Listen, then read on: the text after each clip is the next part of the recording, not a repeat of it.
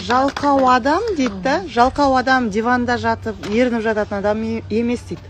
Жалқау адам бар мүмкіндікті пайдаланбай жатқан адам дейді да. Мына жерде енді Роза мемлекеттік қызметтен келген, иә. Мүлдем жұмыс жасамаған, мысалы мына жерде басым көпшілігі негізі сетевой бизнесқа бай адамдар келмейді, қарапайым адамдар келеді да. Және бала бағып төрт қабырғада отырған, жаңағы үйде төрт қабырғада отырған адамның ортасы қаншалықты көп дейсіз? Тойда кездесетін туған туысқандарынан аса артық адамдар жоқ қой. Мына үйде бала бағып отырған, ешқашан өмірінде жұмыс жасамағансың, иә, Дәмелі? Жоқ, жасадым. Жасағансың ба? Қашан жасадың? Тұрмысқа шыққаннан кейін үйде отырдым. Аха. Сол ғой, самый главный. Барлығымыздың өміріміз сонымен есептеледі ғой. Мен жас кезімде не болғанын ұмытып қалғанмын уже. Өмірің все тұрмысқа шыққаннан, әйел болғаннан кейін ол біздің пешенемізге жазылған. Ал Дәмелі? Есімім Дәмелі. Қаттырақ. Қыздар өзінің тағдырын айтқасын, өзінің тағдырын есіне түсіп жатыр. Қаттырақ. Жалпы әйел адам үйде отырады, үйдің тіршілігімен. Өзім жалпы бизнесқа келерде ойлап жүрдім. Вообще қажытып кетті да, үйдің шаруасы, постоянно одно и то же. Ойлайсың да, кейде постоянно жоқ, ақша жетіспейді, жалғыз жолдасымның жұмысының табысы. Онда да ол жақсы бір күшті жерде жұмыс жасаса екен, үкіметке жұмыс жасайды, мемлекеттік қызметкер. Сол сөйтіп отырған кезімде тоже үшінші баламды босандым. Жаңағы үшінші қызымды босанғаннан кейін жаңағы күнде мен ешқашан күйеуге шыққаннан кейін жұмыс жасаған жоқпын ғой. Менде даже декретный дегенде ақша жоқ екен. Қазір ойлап қарасам, қыздар тыңдап отырмын да, енді декретный дейтін. Менде декретныйда ақша болмаған екен. Мен вообще андай өзімнің айлығымды бүйтіп ұстап көрмеген адаммын. Сосын Эльнура құрбым, мен инстаграмнан қарап, біреулердің чегін аңдып, біреулердің өмірін қарап, вообще негізі простая была, очень даже, вообще қарапайым, күнде үйдің шаруасы, балаларым жолдасымды жұмысқа шығарып салғаннан басқа тың білмеген екен, тек үйдің шаруасы. Сөйтіп құрбым Эльнура бір күні телефон соқты. Дәмелі, осындай бизнес бастап жатырмыз. Сетевой бизнес, иә, бірақ бұл жерде мен барлығын саралап көрдім. Бұл жерде барлығы бар, давай бірге кел деп. Одан енді, как всегда, жолдастарымыз, жалпы мен жолдасым мен Эльнураның жолдасы бәріміз достар. Сөйтіп келдік, бірақ менің жолдасым сразу бармайсың деді. Бармайсың, үйде қалай отырсың, солай отыр деген болатын. Сөйтіп, негізі әйел адам, что хочет, сделает негізі әйел адам. Бірдеңе ойласа, бәрібір соны жүзеге асырады негізінде. Сол менің ойымда, андайда Эльнураның айтқан сөзі мына жерде қалып қойды да, бизнес.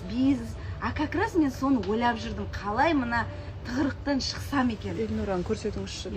Қалай осы жаңа балдарымның жағдайын жасасам екен. Енді көмек, да, жолдасыма көмектескім келеді. Қанша жыл үй жалдадық? 10 жылда үй жалдаппыз біздер. 10 жыл үй жалдадық. 10 жыл мен үйде отырып қалдым. Енді оның арасында бала босанғаным бар. Олардың жаңағы нелері керек қой енді жаңағы.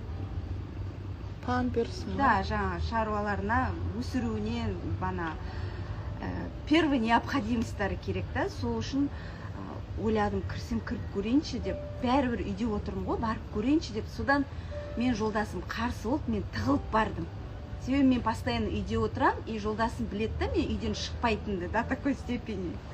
Содан шығып барып, ана офисқа барғаннан кейін, мен ана офистағы жаңағы бет күтімі, әйел адамға бәрі жағады ғой, ананың бәрі. Ананы көріп, ананың өзі маған арман болды ғой. Ана продукцияны бетіме алып жақсам, ананы ішсем деп, кәдімгідей ананы прям так хотела. Но оған ақшам жоқ. Сосын Эльнураға айтамын, не істеймін мен? Менде ақша жоқ. Бірақ мына алғым келіп баратыр. Сап деп жұмыс жаса, мына жерде жұмыс жасауға болады, айлыққа шығасың, сделай себе подарок и өзіңе керектіңді аласың деп. Мен тап содан бастап стала любить себя. Негізі әйел адам өзін кәдімгідей біздер жер қылып тастағанбыз ғой, үйдің шаруасына, жаңа постоянно одно и то жеға.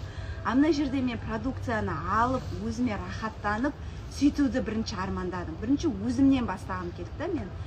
И сөйтіп продукциямды жаңағыдай сатумен бастадым. Онда мен жаңағы тіркелдім, сразу продукция сатумен бастадым. Бәріне тек ұсындым. Менің айналамда, мен енді жұмыс жасамаған, айналамда менің жұмыстастар жоқ. Мен қазір айтамын да, қайтса сен жұмыс жасайсың ғой деймін ғой. Сен хоть ортаңда ана жұмыстастарың бар, білмеймін, мен көшеге шығып жүрген адамсың. Менде ол да болған жоқ деп мен соны айтамын да. Мысалы, менде көрші болды, тек көршілер, мамаши, жаңағы садиктегі ата-аналар, сондайлар болды менде тек. Сосын жаңағы қонаққа барғанда жаңағы мамаши ғой енді, көбіне со жаңағы қонақтық, сосын бана мамаши садиктегі көршілер, менің ортам сондай болды. Менің қыздарым, мына күшті жерде жұмыс жасайтын, бірге келе жатқан қыздарым бәрі отказались. Менде не жоқ уже, безвыходное положение. Не істеймін? Уже жаңағы көршіме де соғам, анаған да соғам, мынаған да соғам, продукция айтам. Маған бірінші айлыққа шығу. Мен айлыққа шығып, жаңағы зарплатымды алсам, 30 000 теңге зарплата ол кезде, соны алып, жолдасыма осы жерде ақша бар екенін көрсеткім келді да, просто. Сенбей тұр ғой енді, бірінші жолдасыма должна дәлелдеуім керек. Дәлелдеуім керек та, ары қарай уже басқалар деген сияқты. Сөйтіп, ең бірінші айлық 200 пиви ғой енді. Сол 200 пивиді жүгіріп, сол 10 күнде 200 пиви жасағанбыз ғой.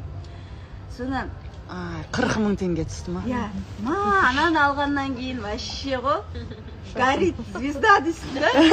Сосын уже 40 миллион алғандай ма? Иә, Эльнура, енді не істеу керек? Маған да қалып жүрді, мына жерде ақша түсіп жатыр, кәдімгідей ұнап жатыр.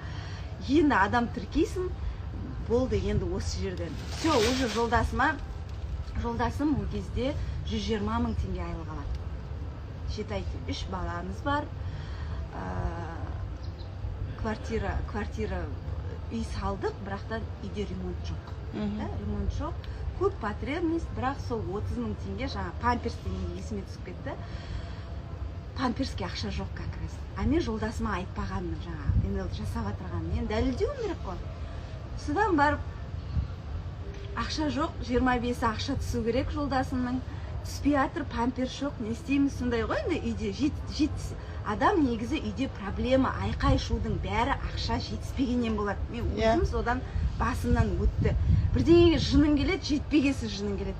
Бір зат алғың келеді, ол ақша жетіспегесін уже ұрсып бастайсың. Анау да жетпейді, мынау да жетпейді. Уже сосын ол да жынданады, например, жеткізе алмай жатыр, енді не істеймін деген сияқты. Сондай басталып кетеді да, ол жерде уже еріксіз ұрыс пайда болады. Сөйтіп, жаңағы картаны беріп, жолдасыма айтамын ғой, мен бірінші айлығымды алып кел, соған тамақ аламыз, сосын памперс аламыз. Қалай бірінші айлық? Сен не істедің дейді маған. Мен жұмыс жасадым, мынау мен бірінші айлығым. Қой деп сенбейді, банкоматтан барып ақшаны түсірдім. Түсіргеннен кейін анау ақшаны түсінбейді. Қайдан алдың деп. Мен айтам, саттым, сен үйде жүрсің ғой дейді маған. Дым білінбейді да сен жұмыс жасағаның. Ол енді ойлайды ғой, таңертең барып кешке келу жұмыс. Енді обычно солай ғой. Жоқ, мен мына жерде осылай жасадым. Сол ақшаны толтырып үйге тамақ алғансың, памперс, бәріне кәдімгі от души ужин жасап, для нас это был праздник. Сонда жолдасым айтады, Дамел, мына жұмысты жаса дейді, тастама дейді. Прям вот жабыста жаса, енді не істеу керек? Эльнураны барып сұрақтарыңды қой, мына жерде жаз. Жолдасың айтып отыр ғой, иә? Жолдасым айтып отыр, басында жасама деген. Сол сөйтіп бизнес басталды. Солай жайлап айлықтар көтеріле бастады. Уже мечты сбываются дейді ғой, жаңағы жүріп постоянно пол жуып үй жуып жүргенде армандайсың ғой, мына балаларымдан жерде апарсам, қыдыртсам, біреулердің инстаграмынан көріп, даже мынау тұрған Алматыға, Ақтауға потребность қой оның бәрі.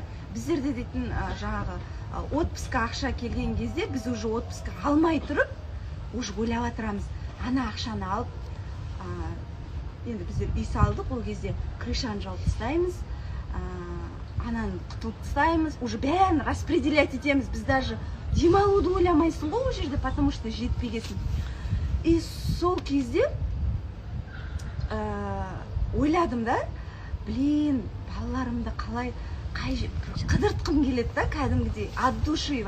Көресің ғой енді балалар ол кезде ана біреу нені қарайды, орыстардың нелері бар ғой, мистер Макс бар ғой, блогерлер, соларды қарайды, мама, я сюда хочу, мама, я туда хочу, я такой хочу одевать деп. Мен балаларым кішкене өсіп қалған, подросток. И сонда айтатын болдым, папаң айлығынан алып берем, келесі айлық келеді, ол жетпей қалады, келесі айға қалады.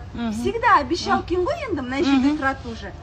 Обещаешь, бірақ ананы жасау мүмкін емес.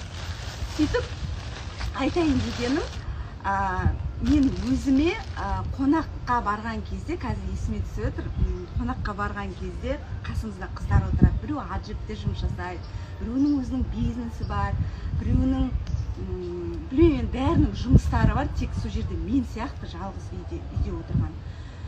Сонда жаңа қыздар келеді, мә осындай сатып алдым, тырнаққа новый маникюр жасадым, біреу бірдеңе жасадым, андай жасадым.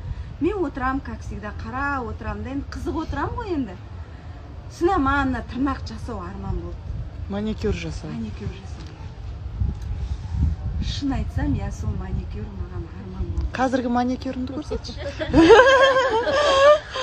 Сонда мен күйеуіме айтатын едім, блин, аналар қыздардың бәрінде маникюрлары күшті, мен тырнағымды қарашы, вечно андай тырнақ, пальчиктердің бәрі әдемі, бірақ сонда жолдасым айтады, и менің әйелімнің тырнақтарын өзі и так әдемі. Сөйтіп алдақ қояды ғой бізде. Осы халат саған күшті жарасады дейді. Осы халат күшті жарасады, осыны кие берші. Кеше дейтін енді қалыпқа айналған ғой, бұл қазір дейін да.